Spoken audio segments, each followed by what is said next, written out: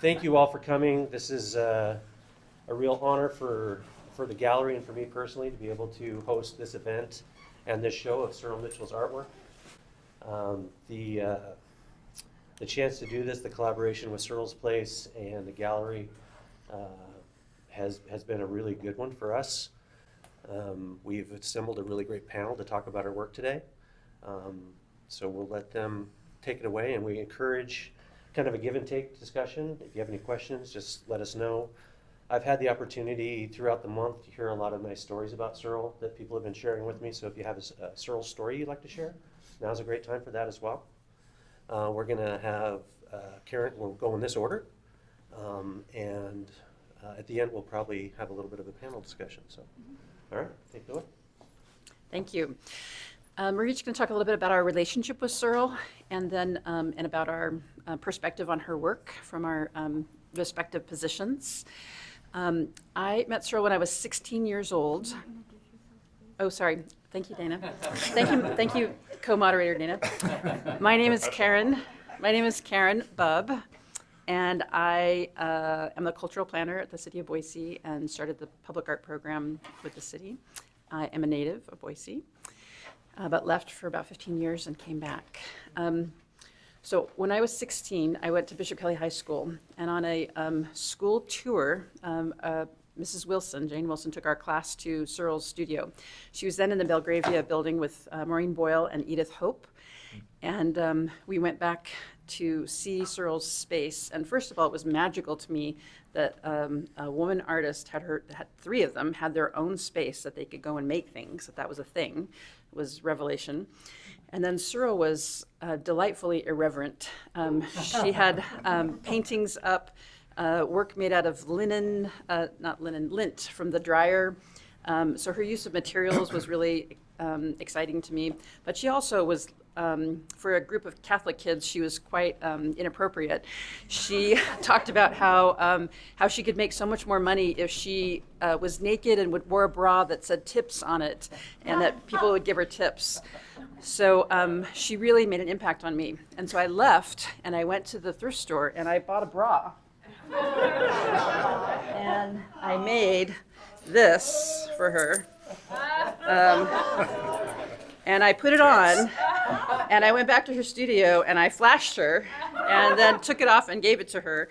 And this hung on her studio wall for the rest of her life. And when Surel passed, her daughter Becky and I had a little ritual ceremony of taking it down, and now it hangs on my studio wall. So it's a little remembrance of my 16-year-old self and the impact that she had on me from the very beginning. So from the very beginning, she then became a mentor for me, personally and professionally as an artist, encouraging me, inspiring me with her work and with the choices that she made as a woman, helping me through my late adolescent self. And then I was away for several years, and she was a member of the Arts Commission, and I was corresponding with her, and she kept trying to get me to move back home. And really it was Surel was a beacon for me. If Surel could live in Boise and live the life that she did and be creative and be a painter, then maybe that's something that I could do too. So I started volunteering for the Arts Commission from afar. I was living in New York City at the time, doing graphic design work for the Arts Commission, and then eventually I moved back, and my first job was with the Arts Commission running a temporary event, First Night Boise in 1997. So she helped me to essentially get my first job, and then it really was on the heels of that I was able to land the job as a public art manager. That was a new position for the city, for a new role. And she was a commissioner at the time. So her the ways that she kind of worked in both an administrative capacity, to as much as Surel could work in an administrative capacity, and as an artist, really impressed me, that role that she took on in the community. The other thing that really made an impact on me was her diverse approach to materials, and really following her own heart, doing what she wanted to do as an artist and not having it be dictated by what sold or what was appropriate for her to be doing. That irreverence that she had carried into kind of what she did in her work. And she, even though she was about 15 years older than me. She treated me as a peer and as a friend, and I really felt that connection to her helped me grow into the person that I grew into. And I'm grateful for that. Then her home was a real gathering place for all of us as artists and collaborators. So I really am deeply grateful to Surel for her example to me as a woman and as an artist, and the impact that she had in my life because of it. And then I co-founded Surel's Place with her daughter Becky after Surel died. We joked that it was because we just didn't want to dismantle the house. So it's like form a nonprofit and instead. But I'm really glad that we did, and I'm really happy that we're at our 10-year anniversary. There's some board members in the audience, Greg Mizuta, Eve Marie Berggren. I'm really grateful for being able to step down from the board. Jody is here, of course, as our staff person, and Marnie. And to see Surel's Place running itself after the work that we did to get it up and running is really gratifying for me. And to see this exhibition of works that I saw over my lifetime on Surel's studio walls, it brings back a lot of memories for me. But with that, I will pass it on to Richard.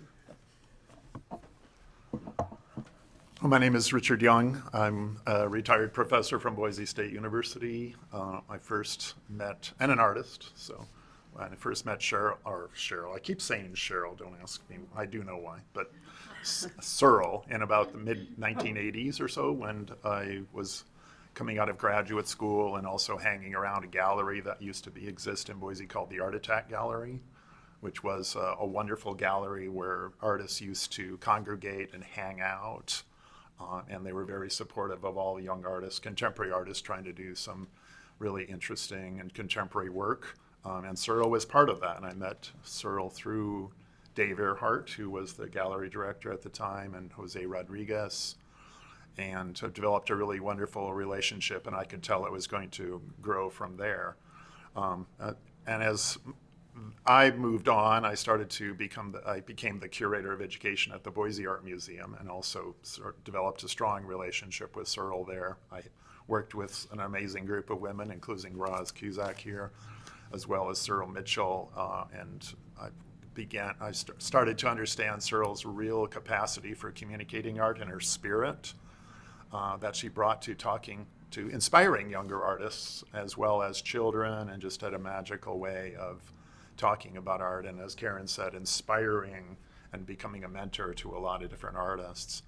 And so I developed this strong relationship with Surel, and also her daughters at the time were my house sitters at my house when they were about, I don't even remember, probably about 15 or so, or 14, which was really great. Becky in particular, I think, was our house sitter. Also, and as I was walking around looking at the work and reading some of the labels that Becky wrote, I also realized that I had the connection with Surel as she went through her various illnesses through her life. Since my late wife went through illnesses as well and eventually passed away, as Surel did, and sort of how that work changed and how Surel kept working and the work evolved through it, even though she had a lot of health issues that really made it difficult for her to do a lot of work. So I also have this strong connection with her in that regard, which I think is really wonderful. I did write a little thing that I'm going to refer to if I don't. I wrote a little brief story or sentences about Surel in terms of spirit, which came to mind when I was reflecting on what I was going to talk about today. So spirit in Surel's inventive use of materials and processes, and the ability of those processes to communicate meaning, such as handmade paper, thread, iridescent paint, collage. Spirit in Surel's interest in personal symbolism, which we'll talk about probably a little bit more when we get to the work, all things metaphysical in Judaism, and viewing her work with a sense of mystery and wonder. Spirit in how her work connects with artists such as Helen Frankenthaler, Franz Marc, Kandinsky, Klee, and many others that are evident here, as well as developing her own idiosyncratic art vocabulary. I also thought of a wonderful show that I saw in New York a couple of years ago by Hilma Aft-Klint, which was wowed audiences with her obscure symbolism, simple forms, and shapes. And I know Surel would have loved that exhibition. Maybe some of you may be familiar with that artist, really interesting artist that lived a rather ascetic lifestyle, but and also reminded me in some ways of Surel in terms of her work ethic, even though she was very social for the most part. So anyways, and also as an independent woman, as Karen talked about. Spirit in Surel's generous and heartfelt involvement in numerous communities, such as the Boise Art Museum. She was on the board, I think, as well as on a docent with the museum, the Garden City Cultural District, the Art Attack Gallery, and just all in all, being a mentor to a lot of younger artists. And that is one thing that I definitely remember of Surel, is that she always socialized with a lot of younger artists and hung out and just talked and functioned as a mentor. And that's something that the art scene in Boise still needs. And I think there's people like Karen and others that serve that same capacity. Spirit in her laughter and enthusiasm for all things. So this might start to well up a little bit. Spirit in her stubbornness not to settle or be complacent with the status quo. So that's Surel in terms of spirit. So I remember Surel to this day, and I'll love her always. So thanks. Hi, I'm Dana Oland, and I work for the Idaho Statesman, and I first met Surel in my capacity as the arts writer at the time, and I moved here in '96. I was a former dancer, so I was tangentially involved in the arts community, and as I grew into this arts writing position, I was trying to do different kinds of stories, and I wanted to do a story about artists who had physical challenges and how they would overcome them. And I was having lunch with Lynn Hoffland, if any of you know her, and she's like, "Oh, you need to meet my friend Surel," because Surel had struggled with MS her whole life, or her adult life. And so I did. I arranged it. I went to her house in Garden City, this beautiful live-work space. If you've ever been to Surel's place, you know. And she was working on this large, vibrant indigo painting with gold and red streaks that went through this.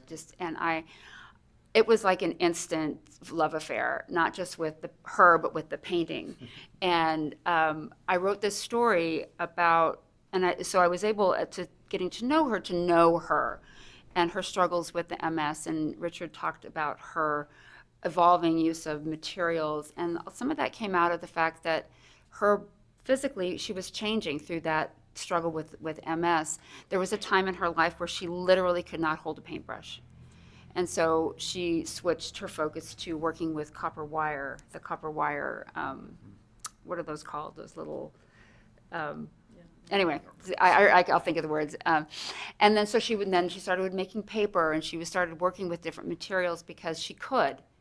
And when I met her, and I think it was like in the early 2000s, she had just been able to start painting again. So she was working on this painting. And that story, by the way, won a national award by the MS Association, National MS Association, for putting artists who struggle in light, people with MS, in a positive light. Our friendship grew from there, and many nights spent in her Garden City home, sitting on the couch, drinking wine and talking about art and talking about her life, and watching her grow. And so flash forward many years later, she's having her studio painted, and Karen and myself and a bunch of other of her friends came over to help take all the paintings and put them in the storage so they could do the walls. And I noticed that blue painting that I first fell in love with, that I had asked her if I could buy it and I could make paint, it was like, she said no, It was like on a stack of other paintings. And what are you doing with that? Oh, I'm gonna throw those out, or I might paint over them. And I said, but I love that painting. She says, oh really? Well, just take it. And I was driving this just god-awful, ugly Buick station wagon at the time, and it happened to just fit in the back of the car. And so it hangs in my house today, along with another painting I scavenged from that pile, which is sort of in that genre back there. And I love it because every day when the sun comes into the room in different times of day, you see different things in the painting. changes with the light. It's so gorgeous and so brilliant. Surel's one of the artists that I really looked at, and I wrote about her multiple times when she won the Governor's Award for the Art, when she won the Mayor's Award for the Arts, when she had major milestones in her career. She was always interesting. She was always incredibly passionate about speaking on what she did, but also shining lights on other artists, which is incredibly generous. And she was very involved in politics and aware of politics, involved in politics, involved in planning and zoning. She sat on the Planning and Zoning Commission for a while. She got involved in Garden City, and that's one of the reasons they have the Surel Mitchell Live Work District, is because she was a known entity. She had had a dramatic impact in that city's evolution in thinking about artists and what role they play. And that's what's fascinating, is that, artists, as the ultimate observer, I would say artists and journalists, right? That they can really truly have an impact if they don't just observe, but they observe, they learn, and they engage. I'm so grateful to be here and to see Surel's legacy continuing. Surel's Place is magical. That's the only word I can think of. People go there. I've talked to artists who work there, and they all feel like they've met Surel. It's like she's there. She is. She's on the walls, and she's in the floorboards, and she's in the air that you breathe. And they all talk about that. And I just find it, and even today, here we are talking about Surel. Her work is on the walls. She's still here. She's still continuing to have an impact on us and Boise's arts and culture, which would make her happy. Totally. So I think that's all I have. Can I say something? Yeah. I want to acknowledge the family of Surel Mitchell. Winston Mitchell, her husband, and Becca Collada, and then Stephanie Mitchell. The three of them have really been instrumental in keeping Surel's Place going financially and emotionally. And they've donated the work that's in this space today, and the proceeds of the work will go to support Surel's Place. So I really want to thank the family for helping keep Surel in all of our lives. And I want to thank the donors of Surel's Place, because Surel's Place really wouldn't be alive. That we're surviving 10 years later is incredible. So I want to thank everyone who has ever given to Surel's Place or is buying work and supports Surel's Place. That is, it's really a community place that wouldn't happen without that familial effort and then the support from the community. Absolutely. And I have one more thing to add. I was just thinking, some of the things that I remember most about Surel are her little bits of wisdom that she would share. One that still sticks with me and I use a lot is that, I get by on caffeine, estrogen, and metaphor. And then the other is that, and I was just reminded looking at the 99 Imperfect Circles, probably one of my favorite of her pieces. She said, Dana, anyone can learn how to draw. You have to be an artist from your soul. So. I would say something too. Along with what Karen said, I also think I would personally want to thank Becky, who was instrumental in really driving and maintaining Surel's memory through the creation of Surel's Place. Becky was just a powerhouse, and it was really so gratifying to see her move from being a house sitter to, having this great drive and vision to really create the first artist residency in Boise, which as an artist who's lived here since 1979, I never thought would happen. So if anybody could do it, Surel could do it, and Becky could do it as well. So it's really an outstanding accomplishment. So. And to go back to looking at her work, I think one of the things I really love about this body of work in particular is that you really see the different stages that Surel moved through her love of paint and color. And then as Richard and Dana talked about, how when she had physical issues, she found other processes, but she also really fell in love with those mediums, the shellac. Absolutely. She absolutely loved seeds. She absolutely loved being able to work with those collage, really beautiful papers. So what you see is her love of materials, of a combination of abstraction and metaphor. There are references in some of the pieces to landscape or to real things, but even the paintings that are just color are these beautiful conversations. She would often listen to music in her studio, and so she would dance when she would paint. And so I think the paintings are evident of the music that she was listening to. She was a very small person. She was 5'2", so that she did some of these larger pieces that literally would be like the total of her reach of her body. They're very physical pieces. And then later in her life, the work got very small when her ability to reach was compromised.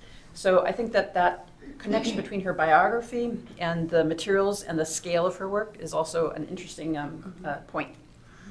And also talking about the work, as I mentioned before, she was, and since I knew her at the museum, she possessed this great understanding of contemporary art, 20th century art, and definitely looked at a lot of artists like Helen Frankenthaler, as I mentioned, with this large painting in particular that we're looking at over here, or Kandinsky on this side. That she knew of these references, and she worked through them like most all artists do, and then also moved through them to develop her own unique vocabulary, which is evident in a lot of the Umbra series in particular, which is on this wall and also part of this work here. So she was a very smart artist, and which contributed to her wit and her ability to mentor, and also her, like I said, and I can't help but use the word spirit when I think of Surel. But one thing that's really fun that most people don't notice is that there's a small element of collage in each of these two large paintings.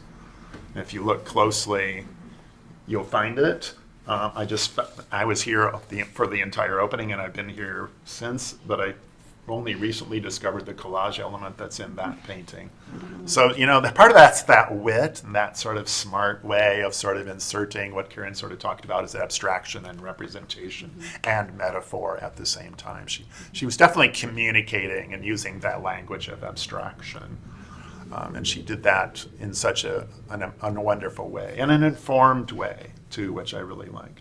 I also really loved the work of this series, too. She did a lot of work in that series using gold and certain types of colors, like gold and silver in particular, and then contrasting that with these bands of red that almost float over the surface.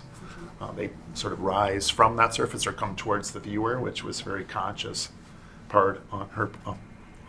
move on her part, which I think is really amazing. So I always liked that body work as well as the Umbra series, but it is really wonderful for me to see some of these paintings that I've never seen before, like the one here or these two ones on either side. So. Yeah, and I think the Umbra series, and I go back to the 99 Circles, MS affects your ability to be in the sun. It's very hard for her to be in the sun, and she would wear an umbrella, use an umbrella wherever she went. And that was the inspiration that she had shared with me for the circles. It's like that, the circle that was over her that was keeping her safe, it was her shelter, but it was fragile.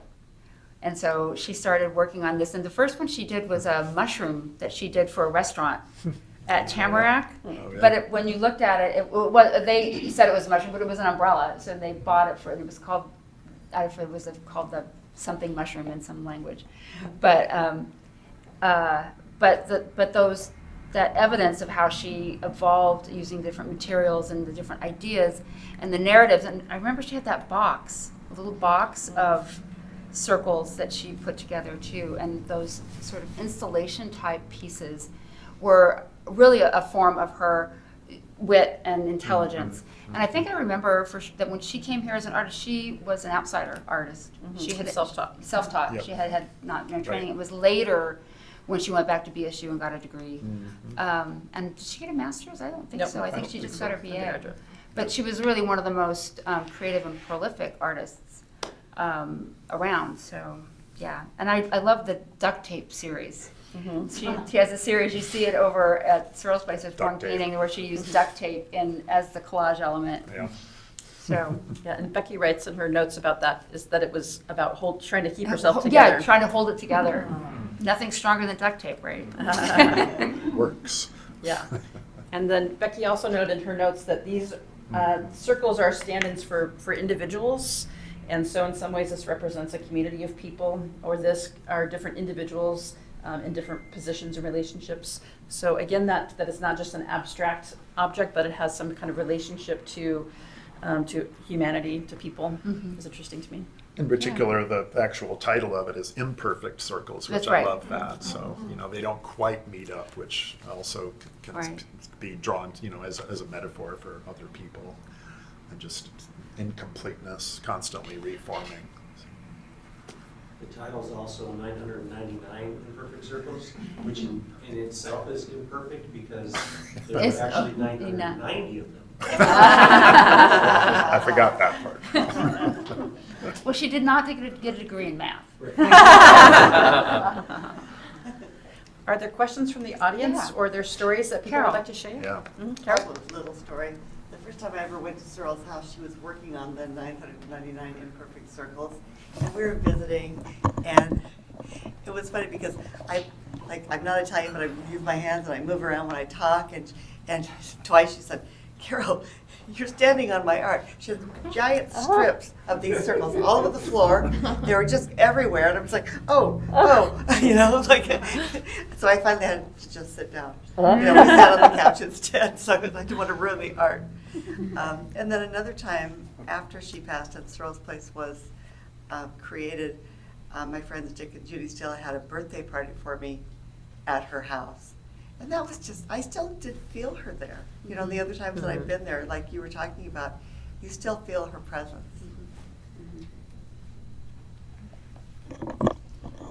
She loved a good party, Oh, for yeah. sure. I've been to many, I would say even epic parties at her house. Just amazing. And everybody was there. It's like you would go, it was one of those parties you go to see people you hadn't seen all year. And she was the center of it all. It was just amazing. Yeah, and I think that is, I mentioned it before, and that's a good point you brought up, that she was, she represented or embodied that sort of mentorship that is so important for all artists, younger artists as well as older artists, places to go to congregate, which, in my opinion, the Boise Art Museum, or back when it was the Boise Art Gallery, also served in that capacity, but as its identity evolved, it sort of moved away from really functioning in that capacity. So it has really been gratifying to see Surel's Place in particular, and Surel back in the day, to really be part of that, and I was at the center of it really in a lot of ways. She was always at the gallery where I used to work, the Art Attack Gallery.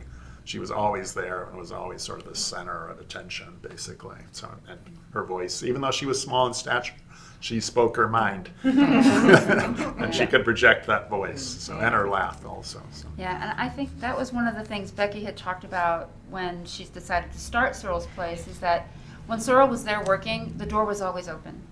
You could go in, you could see what she was working on. She was very open. She would just welcome you in. She would always love to have somebody come in and talk about the work, and and become a mentee.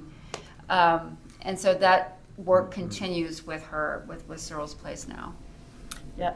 Something else that Surel's Place picks up on is that Surel did not exclusively love visual art. She loved theater. She would volunteer at BCT and the Flicks, and she loved film, theater, music. There was an epic production that Lynn Hoffman did of, what was it called? Oh, Patsy Cline? no, it was, where she goes to Greece. she goes to Greece. It was at Ruth's house, and then it moved to her house. Yeah. Shirley Valentine. Shirley Valentine. I know it was Valentina. I was like, no, Shirley Valentine. And it Yes. started at Ruth's house across the street, which was very traditional, And then when she went to Greece, it came across the street, and Act 2 was in Surel's Place. And she had this diaphanous curtain that would draw across the space to divide it, and it was magic. Yeah. It's so good. So that kind of, that appreciation for multiple arts was there. She also, towards the end of her life, she was in all the modern arts that occurred at the Modern Art Hotel. She did this incredible performance with Star Moxley, where Star dressed in white and she dressed in red. and you had to peek through a little thing in the window to yeah. see them, and they'd created this entire white environment with the help of Mike Baltzell. And they just kind of, you know, pattered around inside of it, and it was the oddest thing in the whole world. But I appreciated that as she aged, she didn't necessarily act age appropriate. Yeah. She Great example. Yeah, she's a great example in terms of someone who, you know, she didn't. She really let herself do whatever she wanted to do, not necessarily be a proper That's for sure. person. She went to Burning Man.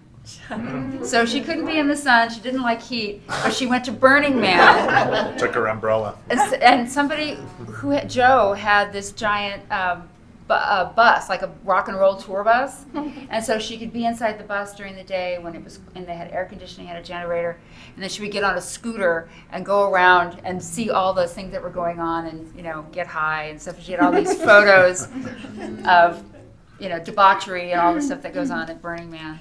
It was just awesome. Does anybody else have any stories they'd like to share? Roz, you're not going to have any stories? All right. Diane? Diane? Well, gosh, you guys are bringing, your memories are way better than mine. But I do remember we taught a class together of kids from one of the charter schools, and she taught art and I taught writing. And that was great fun. She was so creative and loved the kids, and and really did everything she could to bring out the best in them. And that was one of the wonderful things. I was wondering, I have one of Surel's paintings from the time that she had a display, I think down at the restaurant, the Italian restaurant. And it was not long after she learned about her diagnosis of MS. And my mom had MS, so I was quite taken by that, as you might imagine. And so I have one of her paintings from that period, and I didn't see that period represented here, and I don't know if that was just because there isn't that much space. I mean, she had so much work. But I was just curious about whether anybody, I thought it was really neat. It's a very dark black painting, but there are these swashes of gold and red through it. And it gave me hope somehow. That sounds like the kind of the painting that I have. And I know the one I have, the blue, the indigo, was inspired by her trip to Vienna. It was Vienna, that she and Becky had just gotten back. And it was the colors that she saw everywhere there. So, in the tile. So I don't know if that's related, but that sounds very similar. We are going to be doing a Surel Mitchell show at the Visual Arts Collective in October as part of the 10-year anniversary, but it's not going to be like this. We're hoping to get private works on that we will borrow from all of you. So when we were curating this, we were curating from works that were available that were in the studio. Right. Yeah. So I didn't see the work you're speaking about there. I don't know if there was, and we were trying to put together. Well, there was a lot of work. It was fun to pull it all out and lay it on the floor. And we had Becky on the conference call, and Greg and Marnie and I and Cassandra were all pulling the work out on the floor. And then we brought it here to the gallery to select the pieces because we wanted it to have a flow. And it was difficult to pick pieces that would all go together because there's very distinct bodies of work throughout the show. But If you have a piece that you're willing to show the public, info@surelsplace.org. If we don't know about you, that would be helpful to know, like, hey, I've got something I want to show from, and hopefully we'll get some of those periods that might be missing in this show. Awesome. How much work is there left to sell? I don't know specifically. You'd have to. Kind of proprietary information, or like that's Becky's. It's, Yeah. I didn't hear that. The family has purview over those sort of details. Does anybody have any questions that you want to ask one of us about what we've talked I about have or a said? question. Remember the show that she had over at Jackie's gallery, the great big gallery that was, Yeah, on 13th? yeah. Mhm. And it was like things with hinges and boxes and, Yeah, she had that series, was it the Copper Wire series? yeah. I And thought, I think there was some jewelry too. oh, I forgot she had a show at Jackie's gallery. yeah, what are those called? They're like religious things that you get that have saints in them. They're little boxes. Reliquary? Reliquary. What is it? Retablos. They were retablos. Thank you. But they were filled with her personal iconography and because I don't think she was raised Jewish, but she was Jewish as her Culturally. family. Her culturally was Jewish, and so she'd done a lot of research. And that's when she and they were deep purples and blues and copper, and it was just so cool. they were so cool. Yeah, it's the one on 17th. Right. Yeah, I remember that show. That was a really beautiful show. But that was that period where she wasn't able to hold a paintbrush. So Little books, she made little books. little too. books too. That's right. There's still one hanging at the house. The reliquary? The little books. The little books. Yeah, by the bookshelf. Yeah. I wonder if Jackie still has any of that stuff. I don't know. Not sure. I want to add something. Yeah. I was a resident at Surel's place in 2018, and it's a wonderful memory that I have. At the time, I was in New York City, and I applied from there, and I came. So you're talking about how her presence is there, and I totally agree, especially with having all the books and the poetry and the tarot paper. Like, I was just digging in everything around, like, beside the artwork itself that was all over. And I also want to touch base on, thank you so much for all the stories that you are sharing. But I feel like residency, one of the things that I always say is the most important, like one of the most important experience for artists, because it's kind of like the opportunity that will really put us away from all what's going on in our life. Suddenly you are having this 1 month or 5 weeks that you just living the art experience, like what you want to produce, and have this solidarity, like just being alone and trying to think clearly and try to do something. So it's always a productive time. For me, at least, like I feel residency is a productive time, and also to meet different communities around the world. So I think Boise need a space like that and need more spaces like that, because that will bring a lot of voices from all around, and especially having Boise, Idaho. Wherever I go, they say, "Where is this?" So to have this, center for people to get, and everybody who came here loved it, and so we need to keep these places really flourishing always. Thank you. I think there's a couple of artists who've come and then stayed. Yeah, they moved here. They've moved here. That's right. Andrew Nemmer, the Andrew tap Nemmer. dancer. Yeah. We had a poet who moved here for a while. Yeah. She's moved again, they all talk about the community and how much they enjoyed it. I'm also a panelist to review applications for the drawing and painting area, or visual art, I guess. And the applications have grown so immensely over the times that I've been doing it. It seems like I've been doing that since since Surel's Place began.